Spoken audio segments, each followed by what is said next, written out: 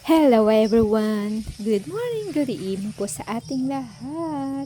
Ipapakita ko lang itong nagawa ng aking asawa na security window grills sa aming bahay sa Anda dahil sinabi ko sa kanya na in case na baka tawagan siya, so kailangan niyang tapusin lahat ng mga kailangan tapusin sa bahay, mga gawain sa bahay na iiwan niya para in case safety naman yung may iwan na titira dyan sa bahay namin pag wala na siya. So ayan, ginawa niya po yan DIY. Hands-on ang paggawa niya diyan. Siya po lahat, pati pag-welding, dahil meron naman siyang idea, tsaka meron siyang experience sa mga welding. So yan, natapos din po niya sa wakas dahil sobrang maaasahan din po yung asawa ko kahit na iwan siya mag-isa sa bahay. Nagagawan pa rin niyang i-maintain yung kalinisan sa loob ng bahay namin, sa labas. Hindi din siya mapakali kapag may mga nakikita siyang dumi o kalat sa gilid, labas, loob ng bahay namin. So, ito ko po kayo. Ayan, mahilig din siyang magplantito. Mahahaba na nga lang ang mga halaman na kanyang na inaalagaan. So, ayan po yung loob ng aming living room. Black and parang white, yellow ang aming combination ng aming motif dyan. Yung style din po ng aming mga cabinet ay mga drawer cabinet, siya na din po. Siya po yung nagplano niyan kung anong style ng namin, ng pinagawang bahay. Pinaano ko na sa kanya lahat dahil siya yung nagmo-monitor nung pinapagawa namin ng bahay. Siya yung nandyan sa Anda para i-check lahat ng mga kailangang gawin, tsaka yung plano po. Siya yung nag-drawing lang siya.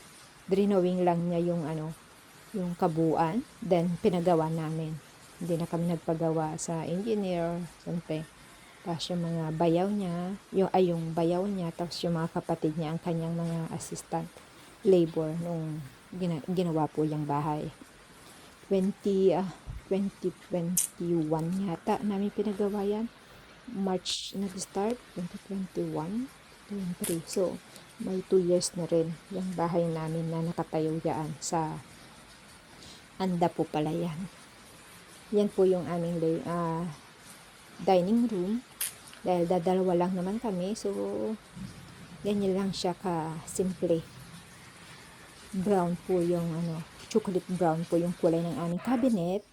And then white po yung counter. Ito po yung washroom sa labas, yung washroom ng 2 kwarto sa may tapat ng dining room. So ayan po yung nilagyan na rin niya ng mga flower. Katapat po kasi yan ng yung paglabas mo ng washroom. And then yan na po yung isang kwarto na available na kwarto. Ayan din yung cabinet na ginawa ng aking asawa.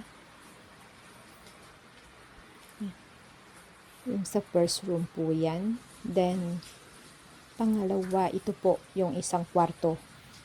So, empty po yung 2 kwarto na yan. Para sa babies namin. Babies. Bali, 3 kwarto po yung naipagawa namin 3 kwarto po sa bahay namin. Ito din po yung master bedroom. Kwarto namin ni Giancarlo. Mahilig po kami sa blue, pink, green. So, puro blue ang ang cortina, bed cover, hanggang dito sa Canada, ganyan din. Blue at saka blue lahat. Blue din ang cortina, blue ang bed cover. Tapos green po yung washroom namin sa loob. Kasi yung nandun na po sa loob ng kwarto namin yung washroom. Yan, siya na din po lahat ang nag-decide. Pati yung mga stand po dyan. Thank you for watching. Have a wonderful day. Bye.